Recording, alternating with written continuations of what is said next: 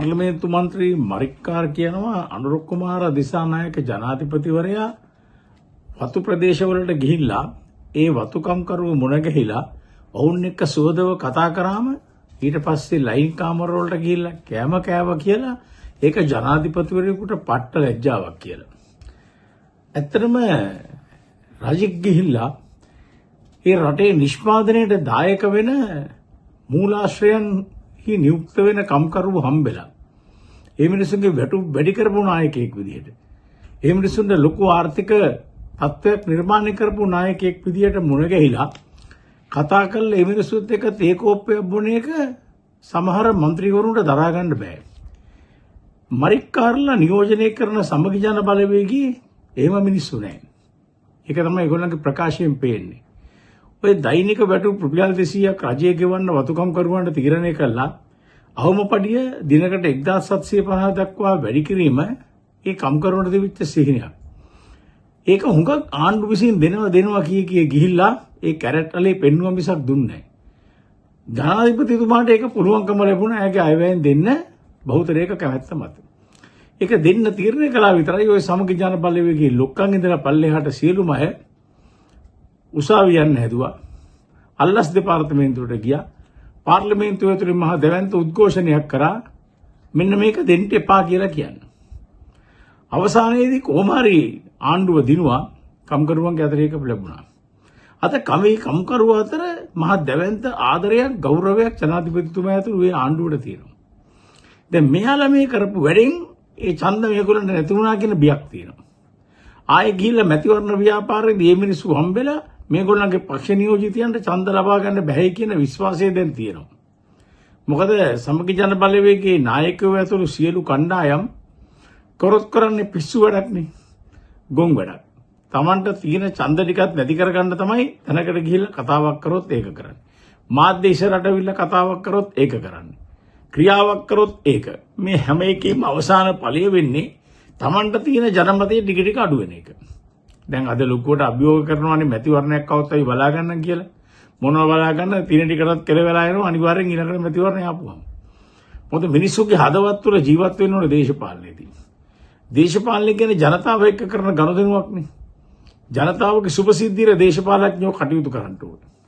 දැන් මේ නායකයෝ ඇවිල්ලා ජනතා සුභසාධනයට කටයුතු කරන නායකයන්ට වළකපනවනේ. ඒ මිනිස්සුන්ව නින්දාවට ලක් කරනවනේ. මිනිස්සු රජවරු වගේ ඉන්න ඕන. හැබැයි දුප්පත් මිනිස්සු ගැන හිතන්න ඕනේ. මොකද රජවරු රජ සැප ලබන්න මූලික වෙන්නේ දුප්පත් මිනිස්සු හම්බ කරන මුදල්. මේ තේ වතු වල වැඩ කරන තේදරු නෙලන වතු කම්කරුවෝ හම්බ කරන මුදල තමයි ඇමරිකන් ඩොලර් බවට පත් වෙලා ලංකාවට එන්නේ. මොකද අපේ රටේ ප්‍රධානම එකතු කළාගේ වැඩි අපනයනීය තේ.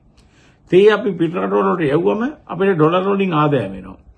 ඒ ඩොලර් වලින් එන ආදායම තමයි අපේ රටට අවශ්‍ය වාහන ගේන්න, තෙල් ගේන්න, බෙහෙත් ගේන්න, ගෑස් ගේන්න, ඔය කියන മന്ത്രിවරුන්ට සවාරි යන්න, ඔය മന്ത്രിවරුන්ට නිදහස් බලපත්‍ර ඒ කාලේ තීරුපද්දෙන් නිදහස් බලපත්‍ර දුන්නාම මෝටර රථ ගේන්න.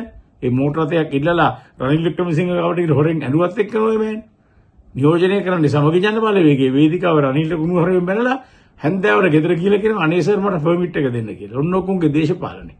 ඒවා අපි දැක්කා මාධ්‍යවල ගියා.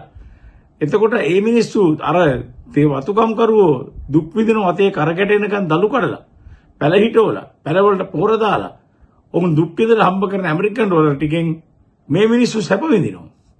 එහෙනම් මේ සැපය තීන්දුව කරන්නේ උපේන ඩොලර් ප්‍රමාණය සහ වේසෙන ශ්‍රමයත් එක්ක. ඉතින් මේ මිනිස්සුන්ට පඩි දෙනකොට ඒකට විරුද්ධ වෙලා ඒ මිනිස්සුන්ව බලන්න යන ජනාධිපතිතුමාට විරුද්ධව ප්‍රකාශනිකුත් කළා, ලැජ්ජාසහගත ප්‍රකාශනිකුත් කළා. මේගොල්ලෝ මේ දේශපාලනේ මොකද්ද බලාපොරොත්තු වෙන්න අරමුණ? කවදාවත් මේ මිනිස්සුන්ට වතුකරේ චන්දනම් ලැබෙන්නේ නැත. වතුකරේ දේශපාලනේ නම් කරන්න හම්බෙන්නේ නැත. ආයේ වතුකරේට ඡන්ද ඉල්ලන්න ගියොත් ඒගොල්ලෝ නියෝජනය කරන පක්ෂයෝ නායකයන් ඉඳලා ඔක්කොන්ටම අනිවාර්යෙන් අර තේදලු එකතු කරන මල්ලෙම්ම කෙලිය ඔළුවට. හොඳ කුණු හබ්බාගෙන ඉන්න පුළුවන් වෙයි. දේශපාලනයක් කරනවා නම් ඒක හොඳක් නම් මොන පක්ෂ කරත් ඒ හොඳ කියන්න පුරුදු වෙන්න ඕන. නරක විවේචනය කිරීම ප්‍රශ්නයක් නෑ. විපක්ෂය කියන්නේ ආණ්ඩුව කරන හැම දෙයකටම විරුද්ධ වෙන එක නෙවෙයි. ආණ්ඩුව කරන විරුද්ධ විය යුතු දෙයට විරුද්ධ වෙලා අගය කළ යුතු දෙයට අගය කරන්න පුළුවන්කම තමයි විපක්ෂයකට තියෙන්න ඕන. එහෙම විපක්ෂ ලෝකෙ තිබුණා. වින්ස්ටන් චර්චිල් එංගලන්තයේ අගමැතිවරයා ඉන්න කාලේ හිටපු විපක්ෂය. එහෙම විපක්ෂයක්. අපේ රටේ හොඳ විපක්ෂ තිබුණා. 56 ආණ්ඩුවේදී හිටපු විපක්ෂේ. ඊට පස්සේ 78න් පස්සේ ජේ.ආර්. ජයවර්ධනගේ ආණ්ඩුවෙන් පස්සේ හිටපු විපක්ෂේ. මිනිස්සු බොහොම වැදගත් විදියට කතා කරා ડોક્ટર එන්.එම්. පෙරේරා, කොලිනාඩි සිල්වලා. ඒගොල්ලෝ ඒ කතා කරපු දේවල් අදත් ඒ හෙන්සාඩ් වල ඉතාමත් ඉහළ අගයකින් යුක්තව වාර්තා වෙලා තියෙනවා. දැන් ඉන්නේ උන්ගේ විපක්ෂ කතා දැක්කොත් දේශපාලන වශයෙන් අපිට පිළිකුලක් ඇති වෙනවා. මේ මිනිස්සුද අපිව පාලනය කරන්න ඉන්නේ එහෙම නැත්නම් අනාගතේ ජනාධිපතිවරු වෙන්න ඉන්නේ කියලා.